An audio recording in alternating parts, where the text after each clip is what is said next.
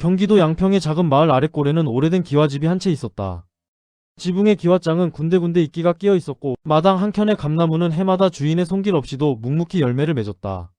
그 집에 박순례 할머니가 살고 있었다.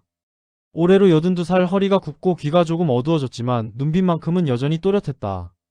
마을 사람들은 그 눈빛을 보고 젊었을 때 참 고집스러운 여자였겠다고 수군거리곤 했다. 고집이라기보다는 꺾이지 않으려는 의지에 가까웠다. 살면서 꺾일 일이 너무 많았기 때문이었다. 박순례의 딸 김미연은 서울 마포구의 작은 아파트에 살고 있었다. 남편과 사별한 지 15년이 넘었고 28살 난 아들 재호와 둘이 지냈다. 재호는 사진을 찍는 사람이었다. 사진작가라고 부르기엔 아직 이름이 알려지지 않았고 그렇다고 그냥 취미라고 부르기엔 너무 진지하게 렌즈 앞에 섰다. 그는 2년 전부터 노인들의 얼굴을 찍는 작업을 해왔다. 주름 하나하나에 담긴 이야기가 어떤 소설보다 깊다고 믿었기 때문이었다. 그런 그가 외할머니의 얼굴만큼은 단 한 번도 제대로 찍지 못했다. 외할머니 박순례는 카메라 앞에 서면 고개를 돌렸다. 찍지 말라고 손을 저었다. 재호가 왜냐고 물으면 할머니는 늘 같은 말을 했다. 찍혀봤자 좋을 것 없어. 그 말이 무슨 뜻인지 재호는 오래 생각했다. 사진이 싫다는 건지, 자신의 얼굴이 싫다는 건지, 아니면 그 안에 다른 무언가가 있는 건지. 미연은 그냥 내버려 두라고 했다. 엄마는 원래 그래. 뭐든 감추는 사람이야. 2023년 봄 재호는 외할머니 댁에 며칠 머물기로 했다. 마포의 아파트가 좁고 답답하기도 했거니와 양평의 공기가 그리웠다. 버스에서 내려 아랫골로 접어드는 흙길을 걸으면서 재호는 오래된 기와집의 지붕을 먼저 보았다. 이상하게 그 집은 볼 때마다 더 낡아 있었다. 시간이 그 집에서만 유독 빠르게 흐르는 것 같았다. 박순례는 재호가 도착하자 마당에 나와 있었다. 무릎에 흙이 묻어있는 걸 보니 텃밭을 매다가 나온 모양이었다. 밥은 먹었냐? 그게 인사였다. 재호는 먹었다고 대답했고 할머니는 그러면 됐다고 하면서 안으로 들어갔다. 재호는 그 뒷모습을 보면서 카메라를 꺼낼까 망설이다가 가방 속에 다시 넣었다. 저녁을 먹으면서 재호는 조심스럽게 말을 꺼냈다. 할머니, 저 이번에 작업 주제를 바꾸려고요. 노인 얼굴 말고 이제 이야기를 기록하는 걸 해보려고요. 사진이랑 같이 글도 쓰고요. 박순례는 숟가락질을 멈추지 않았다. 무슨 이야기? 오래된 이야기요. 억울하게 살았거나 아무도 몰랐으면 그냥 묻힐 뻔했던 이야기들이요. 숟가락이 멈췄다. 재호는 그 순간을 놓치지 않았다. 할머니는 어떤 이야기 있어요? 박순례는 천천히 숟가락을 내려놓았다. 없어. 그 말투가 없다는 게 아니었다. 그날 밤 재호는 할머니 방 앞을 지나다가 기침 소리를 들었다. 안으로 들어가 보니 할머니가 오래된 나무 상자를 무릎 위에 올려놓고 있었다. 상자를 닫으면서 할머니가 말했다. 왜 들어와? 노크도 안 하고. 미안해요, 할머니. 근데 그 상자 뭐예요? 아무것도 아니야. 다시 자. 재호는 방으로 돌아왔지만 잠이 오지 않았다. 이튿날 아침 박순례는 재호보다 일찍 일어나 텃밭에 나가 있었다. 재호는 부엌에서 밥을 푸다가 찬장 위에 놓인 사진 한 장을 발견했다. 세피아 빛으로 바랜 흑백 사진이었다. 스물쯤 되어 보이는 여자가 한복을 입고 서 있었다. 표정이 이상했다. 웃지도 않고 슬프지도 않은 무언가를 참고 있는 얼굴이었다. 사진 뒷면에 글씨가 적혀 있었다. 2003년 5월 7일이 아니라 훨씬 옛날 글씨체였다. 단기 4200 몇 년 알아보기 힘든 숫자들. 재호는 사진을 원래 자리에 놓고 마당으로 나갔다. 할머니, 저 사진 누구예요? 찬장 위에 있던 거요. 박순례의 손이 잠시 멈췄다. 그러더니 아무렇지 않게 대답했다. 우리 어머니야. 외할머니요? 응. 그분도 여기 사셨어요? 잠깐. 잠깐 계셨지. 그 잠깐이라는 말이 재호의 마음속에 걸렸다. 잠깐이라는 시간이 얼마나 길고 짧은지, 어떤 사연을 안고 있는지 그 말만으로는 알 수 없었다. 며칠이 지나도 할머니는 이야기를 꺼내지 않았다. 재호도 더 캐묻지 않았다. 대신 같이 텃밭을 메고 감나무 아래 평상에 앉아 막걸리를 한 잔씩 마셨다. 할머니는 재호에게 막걸리를 권하면서 조금씩 말이 늘었다. 양평 이야기, 마을 노인들 이야기, 옛날에 이 마을에 빨래터가 있었다는 이야기. 그런데 자기 이야기는 하지 않았다. 재호는 기다렸다. 나흘째 저녁이었다. 비가 내리기 시작했다. 박순례는 마루에 앉아 빗소리를 듣고 있었다. 재호는 그 옆에 조용히 앉았다. 얼마나 지났을까 할머니가 먼저 말을 꺼냈다. 내가 16살 때 일이야. 재호는 숨을 참았다. 카메라도 꺼내지 않았다. 그냥 들었다. 우리 집이 원래 여기가 아니었어. 충청도 쪽이었는데 논도 좀 있고 살만했지. 그때 우리 아버지가 마을 이장이었어. 그 시절에 이장이라는 게 권력이 있었거든. 뭘 결정해야 할 때 이장 말이 곧 법이었으니까. 그런데 우리 아버지가 그걸 잘못 썼어. 잠시 침묵이 흘렀다. 마을에 김씨 문중이 있었거든. 땅이 많은 집이었어. 그 집이랑 우리 집이 사이가 안 좋았는데 그쪽에서 우리 아버지를 몰아내려고 했어. 이장 자리에서. 근데 그게 이장 자리만 가지고 끝날 일이 아니었어. 그 사람들이 꾸민 일이 있었어. 재호는 조심스럽게 물었다. 어떤 일이요? 박순례는 대답하지 않았다. 빗소리만 들렸다. 한참 뒤에 할머니가 말했다. 나중에. 아직은 말하기 싫어. 재호는 알겠다고 했다. 그 나중이 언제일지 몰랐지만 할머니가 말문을 열었다는 것만으로도 충분했다. 다음날 아침 재호는 서울에서 전화가 왔다. 어머니 미연이었다. 엄마 잘 있어? 응, 잘 있어. 할머니는? 할머니도 잘 있어. 그런데 엄마, 나 이거 계속해도 될 것 같아. 어떤 거? 할머니 이야기. 미연은 잠시 침묵했다. 재호야, 그 이야기는 꺼내지 않는 게 좋아. 엄마도 몰라? 나도 몰라. 그냥 오래된 일이야. 건드리면 좋을 거 없어. 재호는 전화를 끊고 마당을 바라보았다. 할머니는 텃밭에서 호미질을 하고 있었다. 저 굽은 허리 뒤에 얼마나 많은 이야기가 쌓여 있을까. 재호는 카메라를 들었다. 그리고 처음으로 할머니의 뒷모습을 찍었다. 할머니는 눈치채지 못했는지 눈치채고도 모른 척했는지 고개를 돌리지 않았다. 그날 오후 마을 어귀에서 낯선 사람을 마주쳤다. 70대 초반으로 보이는 남자였는데 재호를 보더니 이 집 손자냐고 물었다. 재호가 외손자라고 대답하자 남자는 흠 하는 소리를 냈다. 누구시냐고 물으니 그냥 옛날에 좀 알던 사람이라고만 했다. 그리고 박순례 씨 요즘도 저 집에 사냐고 물었다. 재호가 그렇다고 하자 남자는 아무 말 없이 돌아서서 걸어갔다. 이상한 느낌이 들었다. 재호는 저녁에 할머니에게 그 이야기를 했다. 나이 드신 남자분이 할머니 아냐고 묻더라고요. 박순례의 얼굴이 굳었다. 어떻게 생겼어? 재호가 설명하자 할머니는 한숨을 내쉬었다. 그 사람이 왔구나. 누구예요? 김씨 문중 사람이야. 그 사람이 왜 여기 왔을까요? 박순례는 대답하지 않고 방으로 들어갔다. 나무 상자 여닫는 소리가 들렸다. 재호는 그날 밤 거의 잠을 자지 못했다. 김씨 문중. 충청도. 이장. 꾸민 일. 조각들이 머릿속에서 흩어져 있었다. 그것들이 하나로 이어질 때 할머니의 삶 전체가 다시 보일 것 같았다. 그리고 그게 무서웠다. 진실이라는 것이 때로는 열어봤을 때 아름다운 게 아니라 오랫동안 눌려있던 상처가 터져나오는 것일 수 있다는 걸 재호는 알고 있었다. 이튿날 아침 할머니는 재호에게 처음으로 먼저 앉으라고 했다. 마루에 마주 앉았다. 박순례는 나무 상자를 옆에 두고 있었다. 그리고 말했다. 이제 말할게. 다 말할게. 근데 이건 기록해. 그냥 흘려듣지 말고. 왜요, 할머니? 나 죽고 나서도 누군가 알아야 하니까. 억울한 건 묻히면 안 되거든. 억울한 건 꼭 말해야 해. 재호는 노트를 꺼냈다. 그리고 펜을 쥐었다. 할머니의 눈빛이 평소와 달랐다. 꺾이지 않으려는 의지가 아니라 꺾였다가 다시 일어선 사람의 눈빛이었다.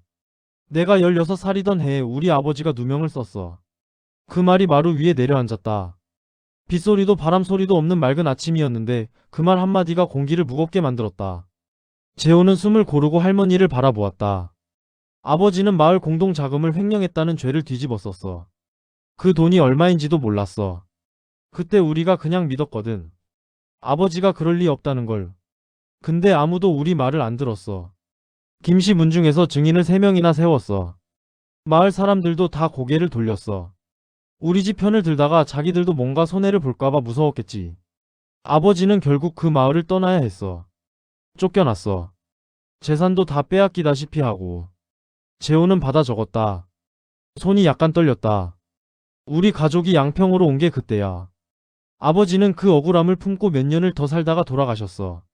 한 번도 그 억울함을 풀지 못하고. 나는 그때부터 생각했어. 언젠가는 밝혀야 한다고. 근데 어떻게 밝히냐고. 나는 여자였고 아무 힘도 없었고 배운 것도 없었어. 그냥 살았어. 살면서 잊은 척했어. 할머니는 나무 상자를 열었다. 안에는 낡은 종이 묶음들이 있었다. 손때가 묻고 가장자리가 달아 있었다. 이게 뭐예요? 재호가 물었다. 박순례가 대답했다. 증거야. 재호는 그 종이 묶음을 내려다 보았다. 심장이 빠르게 뛰었다. 증거. 그 한마디가 이 이야기 전체를 바꿀 무게를 가지고 있었다. 할머니 이게 얼마나 된 거예요?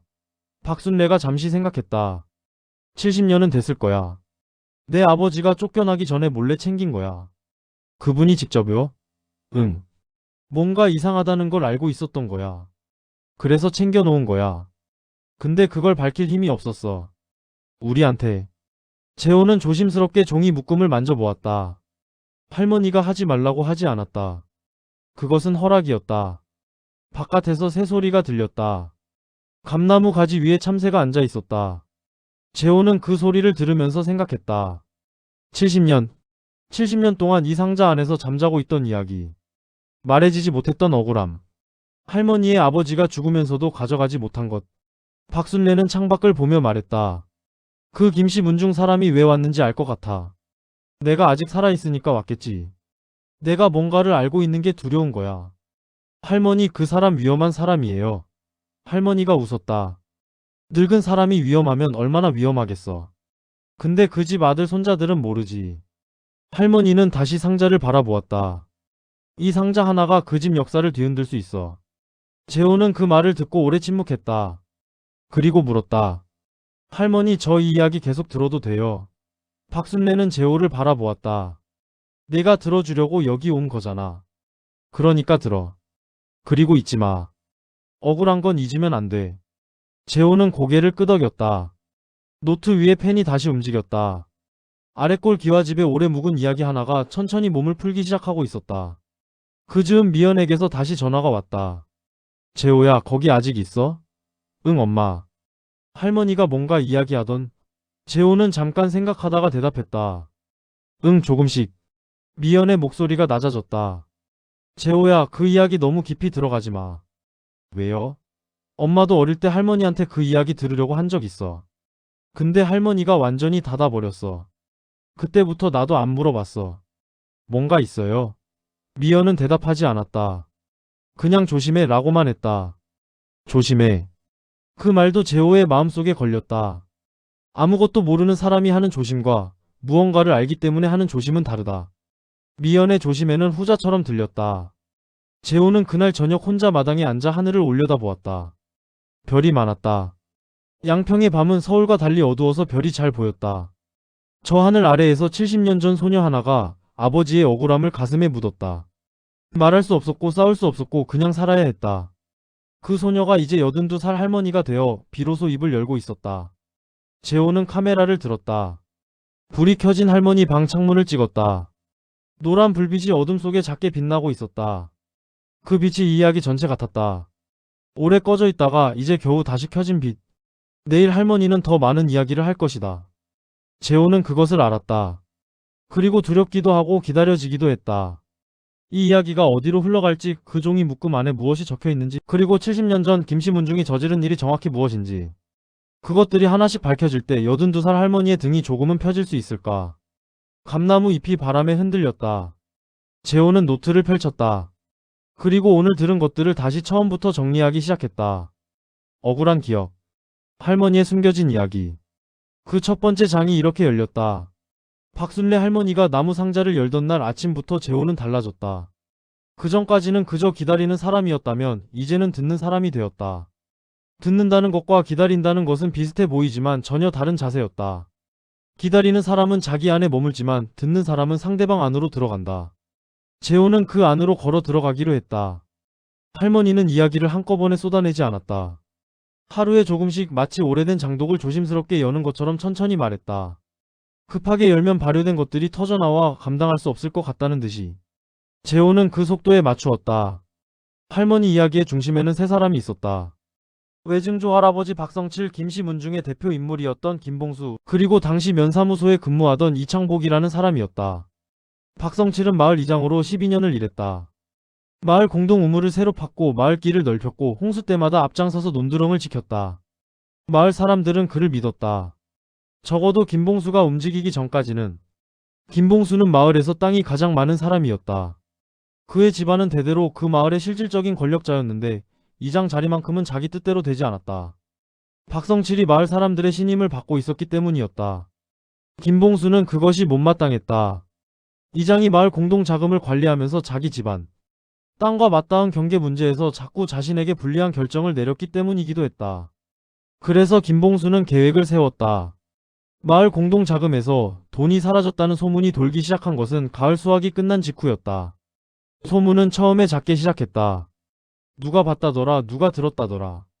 그러다가 김봉수가 면사무소에 이창복을 끌어들이면서 소문은 공식적인 의혹이 되었다. 이창복은 서류 하나를 만들었다. 마을 공동 자금 장부에서 빠진 항목들을 정리한 것처럼 보이는 서류였다. 그 서류에는 박성칠의 이름이 여러 군데 적혀 있었다. 할머니는 그 이야기를 하면서 처음으로 목소리가 흔들렸다. 우리 아버지가 그 서류를 봤을 때 아무 말도 못했어. 자기 이름이 적혀 있는데 자기가 한 일이 아닌데 증명할 방법이 없었어. 그 시절에 글 아는 사람이 힘이 있었거든. 아버지는 그냥 농사 짓는 사람이었어. 서류 하나 만들어서 들이밀면 그걸 뒤집을 힘이 없었어. 재호는 받아 적으면서 손이 떨렸다. 증인이 셋이나 섰어. 다 김봉수 집안 사람이거나 그 집안한테 빚진 사람들이었어. 자기 눈으로 봤다고 했어.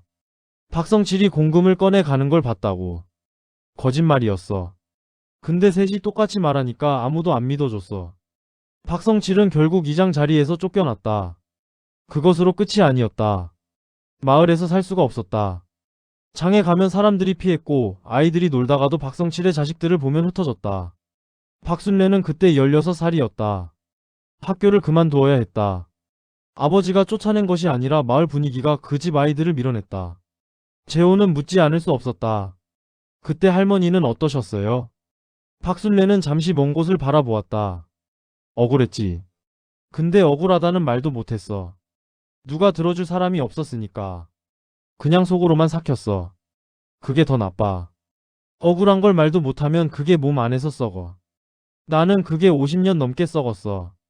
그 말이 재호의 가슴 한가운데를 찌르는 것 같았다. 할머니 가족은 양평으로 이사했다. 아는 사람도 없고 연고도 없는 곳이었다. 박성칠은 남의 돈을 소작하며 먹고 살았다. 이장으로 12년간 쌓아온 것들이 한 해 겨울 사이에 다 무너졌다. 그는 그 후로 말이 없어졌다. 밥을 먹어도 말이 없었고 일을 해도 말이 없었다. 박순례는 그 침묵이 가장 무서웠다고 했다. 아버지가 억울하다는 말을 딱 한 번 했어. 죽기 사흘 전에. 나한테만. 나는 억울하다 하고.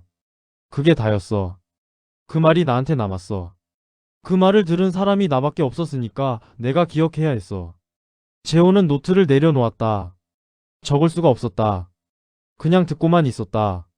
그 며칠 후였다. 재호가 마을 슈퍼에 가려고 나섰다가 처음 만났던 그 남자를 다시 마주쳤다. 남자는 이번엔 혼자가 아니었다. 40대 초반으로 보이는 남자가 옆에 있었다. 둘이 재호를 보더니 잠깐 멈췄다가 지나쳤다. 재호는 그들의 뒷모습을 바라보다가 슈퍼에 들어갔다. 슈퍼 주인 아주머니가 재호를 보면서 물었다. 박순례 씨 손자야? 왜 손자요? 아주머니가 낮은 목소리로 말했다. 조심해. 며칠 전부터 외지 사람들이 마을을 기웃거려. 무슨 일이냐고 물었지만 아주머니는 고개를 저었다. 재호는 돌아와서 할머니에게 이야기했다. 할머니의 표정이 굳었다. 그리고 재호에게 물었다. 그 나무 상자 네가 보관해 줄 수 있어? 왜요? 내 손에 있으면 빼앗길 수도 있으니까. 재호는 당장 상자를 받아 자기 배낭 깊숙이 넣었다. 그날 밤 재호는 상자를 열어보았다. 할머니의 허락을 받은 것이었다. 상자 안에는 종이 묶음이 2개였다. 하나는 낡은 한지의 붓으로 쓴 글이었고 하나는 얇은 양지의 연필로 쓴 것이었다. 한지 쪽은 글씨체가 단정했다. 박성칠이 직접 쓴 것으로 보였다. 마을 공동 자금의 수입과 지출을 꼼꼼하게 적어놓은 것이었는데 날짜와 금액 쓰임새가 모두 기록되어 있었다. 그리고 마지막 페이지에는 이런 문장이 있었다. 이 장부는 내가 이장으로 있는 동안 하나도 빠짐없이 기록한 것이며 내가 공금에 손댄 일이 없음을 하늘 앞에 맹세한다. 재호는 그 문장을 읽고 또 읽었다. 70년 전 한 남자가 자신의 결백을 증명하기 위해 써놓은 문장. 아무도 읽어주지 않았던 문장. 연필로 쓴 양지 쪽은 다른 사람의 글씨였다. 글씨체가 서툴렀다. 내용을 읽어보니 당시 마을의 다른 이장 후보였던 사람이 쓴 것 같았다. 김봉수가 이창복을 통해 어떻게 서류를 꾸몄는지, 어떤 거짓 증인을 세웠는지가 적혀 있었다. 이 사람이 누구인지 재호는 알 수 없었다. 하지만 이것은 내부 고발이었다. 재호는 상자를 닫고 오래 앉아 있었다. 이것이 진짜라면, 이 두 묶음의 종이가 진짜라면 70년 전 한 이장이 억울하게 누명을 쓴 사건에 대한 증거가 여기 있다는 뜻이었다. 그리고 그것을 세상에 꺼내는 것이 재호의 역할이 될 것 같았다. 그런데 문제가 있었다.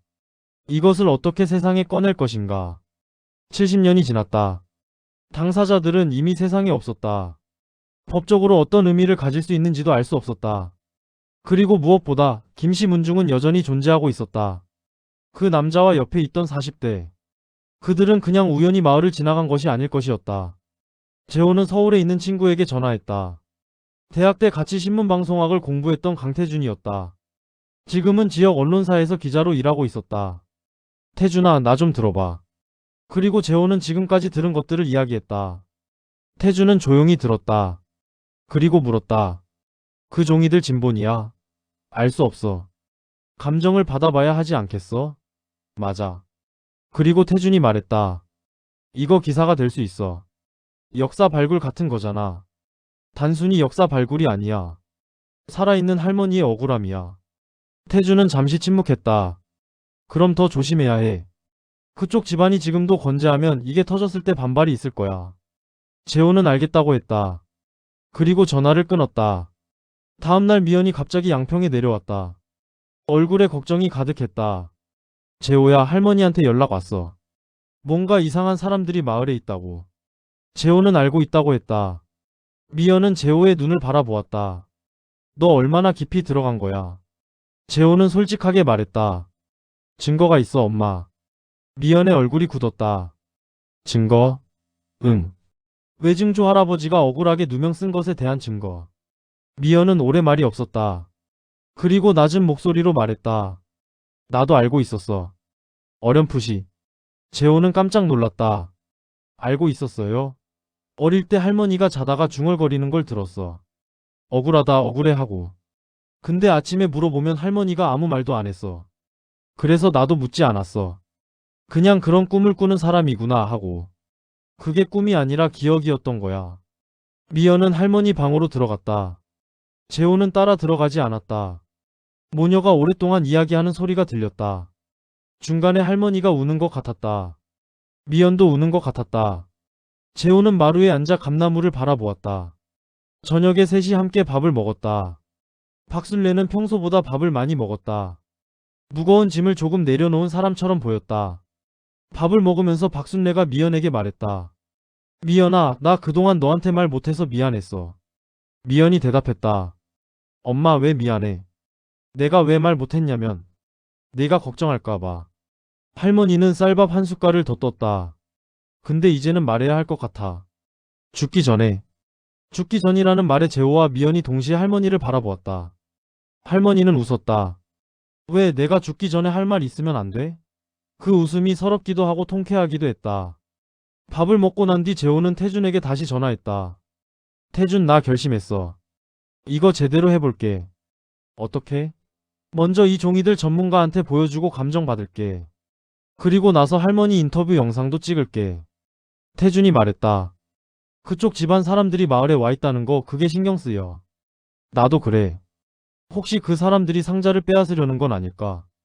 이미 내 배낭에 있어. 그럼 됐어. 근데 조심해야 해, 진짜로.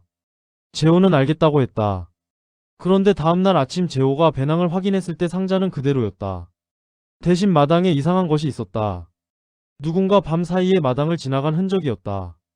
흙에 신발 자국이 2개 찍혀 있었다. 크기가 제법 컸다. 집 안으로 들어온 것은 아니었다. 하지만 누군가 마당까지 들어왔다 간 것은 분명했다. 재호는 할머니에게 말하지 않기로 했다. 대신 혼자 마을을 한 바퀴 돌았다. 마을 입구 쪽 도로에 낯선 차가 한 대 세워져 있었다. 서울 번호판이었다. 재호는 차를 사진으로 찍었다. 오후에 태준이 내려왔다. 재호가 연락하자 바로 차를 몰고 온 것이었다.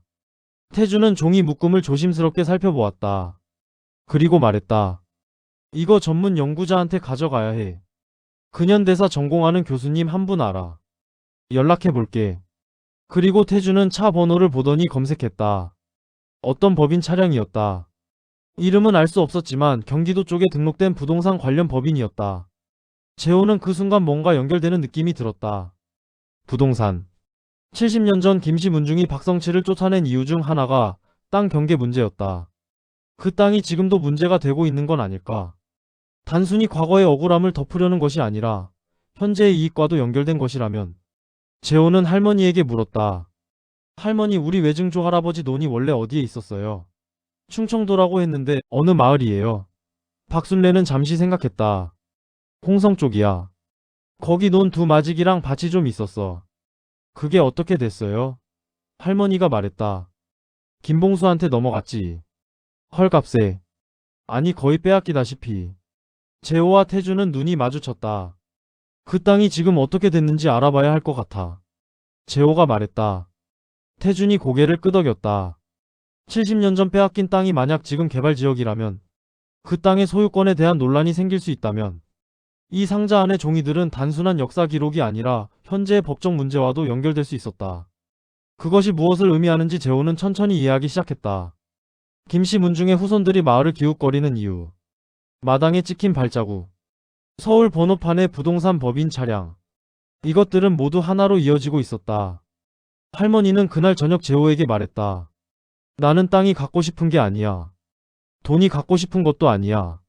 그냥 우리 아버지가 억울하지 않았다는 걸 딱 그것만 세상에 알리고 싶어. 내가 죽기 전에. 재호는 그 말을 노트에 받아 적었다. 그리고 고개를 들어 할머니를 바라보았다. 할머니의 눈에 눈물이 고여 있었다. 흘러내리지는 않았다. 평생을 참아온 사람의 눈물은 쉽게 흘러내리지 않는 법이었다. 태준이 말했다. 할머니, 저도 돕겠습니다. 이 이야기 제대로 세상에 알리겠습니다. 박순례는 태준을 바라보았다. 오래 바라보다가 말했다. 고마워. 그 말이 얼마나 많은 세월을 담고 있는지 방 안에 있던 세 사람 모두 느꼈다. 그날 밤 재호는 잠들기 전에 창밖을 바라보았다. 낯선 차는 여전히 마을 입구에 서 있었다. 불은 꺼져 있었다. 누군가 차 안에 있는 건지 빈 차인지 알 수 없었다.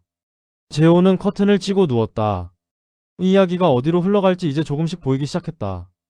그런데 그게 보이기 시작할수록 더 조심스러워졌다. 미연은 서울로 돌아가지 않고 양평에 남았다. 셋이 한 집에 있게 된 첫날 밤이었다. 박순례는 자기 방에서, 미연은 건너 방에서, 재호는 마루에 이부자리를 폈다. 마루는 여름엔 시원하고 겨울엔 추웠다. 지금은 봄이었다. 딱 좋은 온도였다. 재호는 하늘을 보며 생각했다. 이 집에 세 세대가 있다. 그리고 세 세대가 함께 하나의 억울함을 풀려고 하고 있다. 새벽에 재호는 잠깐 잠에서 깼다. 이상한 소리가 들렸다. 마당 쪽에서 나는 소리였다. 재호는 조용히 일어나 마루 끝까지 기어가서 마당을 내려다보았다.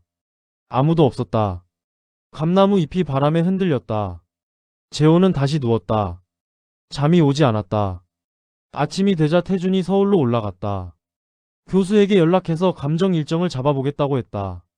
재호는 배낭 안의 상자를 다시 확인했다. 그대로였다. 재호는 상자를 꺼내 방 안 깊숙한 곳에 넣어두었다. 그리고 할머니에게 말했다. 할머니, 이제 마지막 이야기 해주세요. 제가 다 받아 적을게요. 박순례는 재호를 바라보았다. 마지막 이야기. 그게 뭔지 알아? 재호가 고개를 저었다. 할머니가 말했다. 그 누명을 꾸민 사람이 사실은 셋이 아니야.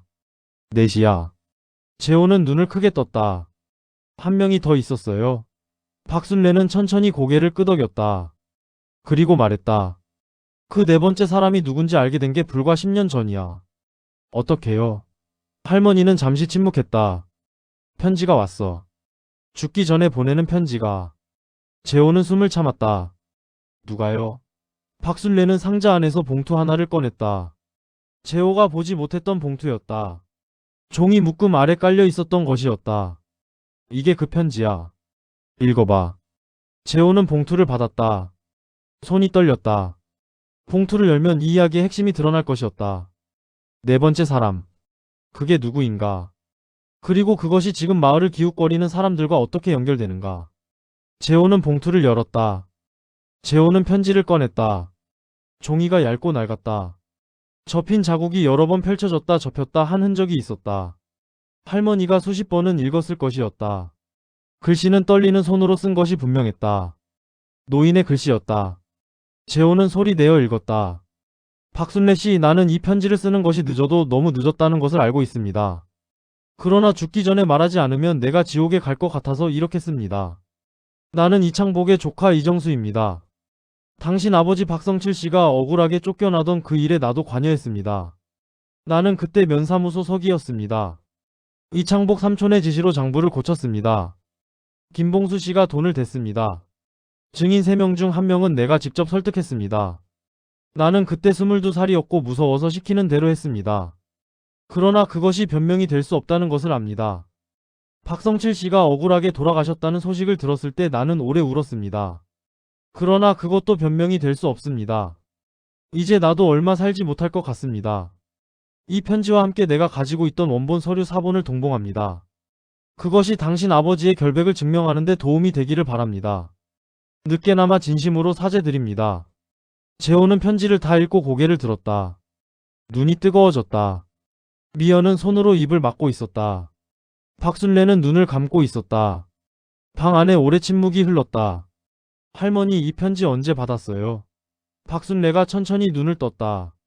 2013년이었어. 그 이정수라는 사람이 죽기 1년 전에 보낸 거야. 그럼 10년이 넘었네요. 응. 할머니는 왜 그때 말씀 안 하셨어요? 할머니는 재호를 바라보았다. 말하면 뭐가 달라지나 싶었어. 나는 이미 늙었고 아버지는 이미 돌아가셨고. 무엇이 달라지겠어? 재호는 목이 메었다. 달라져요, 할머니. 진실이 밝혀지면 달라지는 거예요. 박순례는 잠시 재호를 바라보다가 말했다. 그 말이 듣고 싶었어. 누군가 그 말을 해줬으면 했어. 진실이 밝혀지면 달라진다는 말. 그것이 이 이야기의 전환점이었다. 태준이 서울에서 연락을 해온 것은 사흘 후였다. 교수님, 연결됐어. 근현대 문서 전공인데 이런 거 여러 번 감정해봤대. 내려올 수 있대. 재호는 고맙다고 했다. 그리고 태준에게 이정수의 편지 이야기를 했다. 태준은 잠시 침묵하다가 말했다. 그거 있으면 얘기가 완전히 달라지는데. 나도 그렇게 생각해. 교수가 내려온 날은 흐린 날이었다. 50대 중반의 여자 교수였다. 이름은 정은숙이었다. 작은 체구였지만 눈빛이 날카로웠다. 서류들을 받아들고 돋보기를 꺼내더니 한 장 한 장 살피기 시작했다. 한참 동안 아무 말도 하지 않았다. 재호와 태준은 숨을 죽이고 기다렸다. 정은숙 교수가 마침내 고개를 들었다. 이거 진본입니다. 한지의 재질과 먹의 산화 정도가 70년 이상 된 것과 일치해요. 그리고 이 연필 쪽도 종이 분석해보면 비슷한 시기 것으로 나올 거예요. 재호는 긴 숨을 내쉬었다. 그리고 이 편지. 정은숙 교수가 이정수의 편지를 살폈다. 이건 최근 것이네요. 하지만 여기 언급된 내용들이 이 장부와 교차 검증이 돼요. 날짜, 금액, 이름들이 일치해요. 이건 단독으로는 법적 효력이 약하지만 이 장부와 함께라면 충분히 역사적 기록으로 공인될 수 있어요. 박순례는 교수의 말을 듣고 있다가 물었다. 그러면 우리 아버지가 억울했다는 게 증명되는 건가요? 정은숙 교수가 박순례를 바라보았다. 학문적으로는 충분히 증명됩니다. 법적으로 어떻게 되는지는 변호사와 상담해봐야 하지만 역사적 기록으로 이 사건을 공식화하는 것은 가능해요. 박순례의 눈에 빛이 돌았다. 재호는 그 눈빛을 보고 카메라를 들었다. 이번엔 할머니가 고개를 돌리지 않았다. 그날 오후 마을 입구에 낯선 차가 사라졌다. 아마 교수가 내려온 것을 보고 상황이 심상치 않다고 판단한 것일 수도 있었다. 재호는 그래도 방심하지 않았다. 태준이 기사를 쓰기 시작했다. 단순한 뉴스 기사가 아니었다.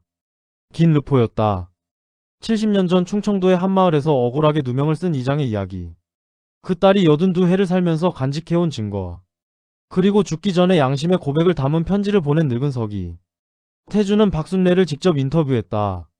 재호는 그 옆에서 사진을 찍었다. 박순례는 인터뷰에서 처음으로 카메라 앞에 앉았다. 재호가 얼마나 오래 기다려온 순간인지 알 수 없었다. 할머니는 카메라를 정면으로 바라보았다. 그 눈빛에는 더 이상 숨기려는 것이 없었다. 태준이 물었다. 이 이야기를 세상에 알리는 것이 두렵지 않으세요? 박순례는 잠시 생각하다가 말했다. 두렵지. 근데 더 억울해. 억울한 게 더 커. 그래서 말하는 거야. 두려운 것보다 억울한 게 더 크면 말할 수 있어. 태준은 그 말을 그대로 기사 첫 줄에 넣었다. 기사가 나간 것은 그로부터 열흘 후였다. 제목은 70년 만에 열린 상자였다. 태준이 일하는 지역 언론사 온라인판에 올라갔는데 하루 만에 조회수가 30만을 넘었다. 댓글이 수천 개 달렸다. 대부분은 할머니를 응원하는 내용이었다. 억울하셨겠다. 이제라도 밝혀져서 다행이다. 그 집안은 사과해야 한다. 그런데 그 반응 중에 재호가 예상하지 못했던 것이 있었다. 댓글 중에 이런 것이 있었다. 나는 김봉수의 손자입니다. 이 기사를 읽고 많이 부끄러웠습니다. 할머니께 직접 찾아가서 사과드리고 싶습니다. 재호는 그 댓글을 할머니에게 보여주었다. 박순례는 오래 읽었다. 그리고 말했다. 이 사람이 진짜로 오면 만나볼게. 그 사람은 진짜로 왔다. 기사가 나간 지 나흘 후였다. 40 초반의 남자였다. 이름은 김재민이었다. 단정한 차림이었고 얼굴에 긴장이 역력했다. 마당에서 재호를 만나더니 할머니를 뵐 수 있느냐고 물었다. 재호는 잠깐 기다리라고 하고 할머니에게 말했다. 박순례는 잠시 생각하다가 들어오라고 했다. 김재민은 방에 들어서자마자 무릎을 꿇었다. 할머니, 저는 김봉수의 손자입니다. 저는 자라면서 할아버지가 어떤 분인지 자세히 몰랐습니다. 근데 이번 기사를 읽고 그리고 집에 있는 오래된 서류들을 찾아보고 알게 됐습니다. 저희 집안이 잘못한 게 맞습니다. 진심으로 사죄드립니다. 방 안이 조용해졌다. 박순례는 김재민을 내려다보았다. 오래 내려다보았다. 그리고 말했다. 일어나. 무릎 꿇을 사람은 네가 아니야. 내 잘못이 아니야. 김재민이 고개를 들었다. 눈이 빨개져 있었다. 할머니가 계속 말했다. 근데 한 가지만 물어볼게. 그 땅. 우리 아버지 땅. 지금 어떻게 됐어? 김재민은 잠시 머뭇거리다가 말했다. 개발 예정 지역이 됐습니다. 그래서 저희 집안에서 가치가 올라간 땅이에요. 박순례는 고개를 끄덕였다. 그러면 그 땅 일부를 돌려주면 되겠네. 헐값에 빼앗아 간 거니까 제값에 돌려주면 돼. 김재민은 대답하지 못했다. 재호는 그 순간을 사진으로 찍었다. 82살 할머니가 자신에게 무릎 꿇은 남자를 내려다보는 장면. 그 사진이 나중에 기사와 함께 가장 많이 공유되는 사진이 되었다. 김재민은 일주일 후에 다시 왔다. 이번에는 서류를 들고 왔다. 집안 어른들과 상의했다고 했다. 일부는 반발했지만 김재민이 설득했다고 했다. 서류는 땅 일부의 소유권 이전에 관한 것이었다. 법적으로 복잡한 절차가 남아 있었지만 의향서 형태로 먼저 작성한 것이었다. 박순례는 서류를 받아들고 오래 바라보았다. 그리고 말했다. 이걸 원한 게 아니었어. 돈이 갖고 싶었던 게 아니야. 근데 이게 우리 아버지가 억울하지 않았다는 증거 하나가 되는 거잖아. 그러니까 받을게. 미연이 엄마 손을 잡았다. 할머니는 잡힌 손을 보다가 말했다. 미연아, 나 이제 좀 홀가분하다. 그 말을 듣고 재호는 카메라를 내렸다. 더 이상 찍지 않았다. 이 순간은 기록이 아니라 함께 있어야 하는 순간이었다.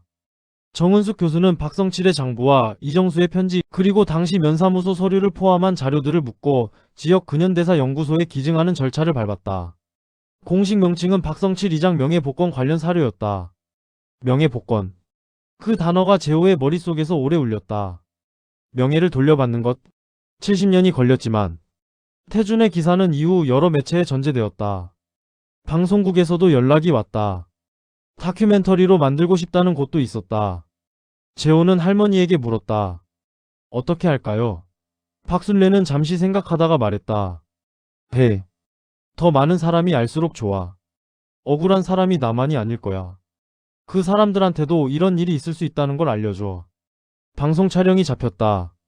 촬영팀이 아래골 기와집으로 내려왔다. 박순례는 촬영 당일 한복을 꺼내 입었다. 흰 저고리에 옥색 치마였다. 오래된 옷이었지만 잘 접혀 있었다. 미연이 옷매무새를 고쳐드리면서 물었다. 엄마, 이 한복 언제 것이야? 박순례가 말했다. 내 외할머니 것이야. 그 사진 있잖아, 찬장 위에. 거기서 입은 옷이야. 미연은 손을 멈추었다. 외할머니요? 응. 그분이 돌아가시면서 나한테 줬어. 이거 꼭 좋은 날 입으라고. 오늘이 그날이야. 재호는 그 말을 듣고 카메라를 들었다. 할머니가 한복을 입고 마루에 앉은 모습을 찍었다. 할머니는 이번에도 고개를 돌리지 않았다. 오히려 카메라를 향해 정면으로 앉았다. 그 눈빛이 달랐다. 두렵지 않은 눈빛이었다. 오래 눌려있다가 마침내 펴진 사람의 눈빛이었다. 방송이 나간 날 밤 재호는 할머니 방 앞에 앉아 있었다. 안에서 할머니가 뭔가 중얼거리는 소리가 들렸다. 재호는 귀를 기울였다. 아버지 이제 됐지요. 이제 억울하지 않지요. 이제 좀 쉬세요. 재호는 일어서지 않았다. 그 말이 끝날 때까지 그냥 거기 앉아 있었다. 그로부터 2달 후 홍성에서 작은 행사가 열렸다. 마을 근현대사 기념 행사의 일환으로 박성칠 이장의 명예를 공식으로 기리는 자리였다. 지역 군수도 왔고 지역 언론도 왔다. 연구소 측에서 감사패를 준비했다. 수여 대상은 박순례였다. 박순례는 감사패를 받으면서 아무 말도 하지 않았다. 그냥 꼭 쥐었다. 나무로 만든 패였는데 그게 손바닥에 꽉 찼다. 미연이 옆에서 사진을 찍었다. 재호는 그 옆에서 그냥 서 있었다. 이번에는 카메라를 들지 않았다. 그냥 눈으로 보았다. 행사가 끝나고 박순례가 재호에게 말했다. 재호야, 너 덕분이야. 재호가 고개를 저었다. 할머니가 먼저 말씀하셔서요. 할머니가 상자를 열어주셔서요. 박순례는 재호의 손을 잡았다. 나는 열 생각이 없었어. 근데 네가 기다려줬잖아. 기다려주는 사람이 있으면 말이 나와. 억울한 것도 말이 나와. 재호는 그 손을 꽉 잡았다. 돌아오는 길에 차 안에서 미연이 울었다. 소리 없이 조용히 울었다. 재호는 옆에서 아무 말도 하지 않았다. 박순례는 뒷좌석에 앉아 창밖을 바라보고 있었다. 충청도의 들판이 펼쳐져 있었다. 봄이 깊어진 들판이었다. 벼 심기 전 논이 햇빛을 받아 물처럼 빛나고 있었다. 박순례가 창밖을 보면서 혼잣말처럼 말했다. 저기 어딘가에 우리 아버지 논이 있었지. 재호는 룸미러로 할머니를 보았다. 할머니의 눈이 촉촉했다. 그러나 슬픔이 아니었다. 오래 참았다가 마침내 쉬는 사람의 눈이었다. 아랫골로 돌아온 날 저녁 3시 마루에 앉아 막걸리를 마셨다. 박순례가 한 잔을 쭉 들이켰다. 그리고 말했다. 오늘 좋다. 미연이 웃었다. 재호도 웃었다. 감나무에 새잎이 돋아 있었다. 봄이 그 집에 깊이 들어와 있었다. 재호는 잔을 들면서 생각했다. 이 이야기를 기록하기를 잘했다. 할머니가 말하기를 잘했다. 억울한 것은 묻히면 안 된다. 말해야 한다. 말하는 사람이 있어야 하고 듣는 사람이 있어야 하고 기다려주는 사람이 있어야 한다. 그 셋이 맞으면 70년 묵은 억울함도 풀린다. 박순례는 2번째 잔을 받아들면서 말했다. 있잖아 재호야. 응 할머니. 이제 내 사진 찍어도 돼. 재호는 잠깐 멈추었다가 웃었다. 할머니 이미 많이 찍었어요.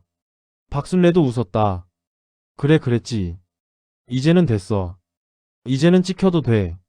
재호는 카메라를 들었다. 막걸리 잔을 들고 웃는 82살 할머니.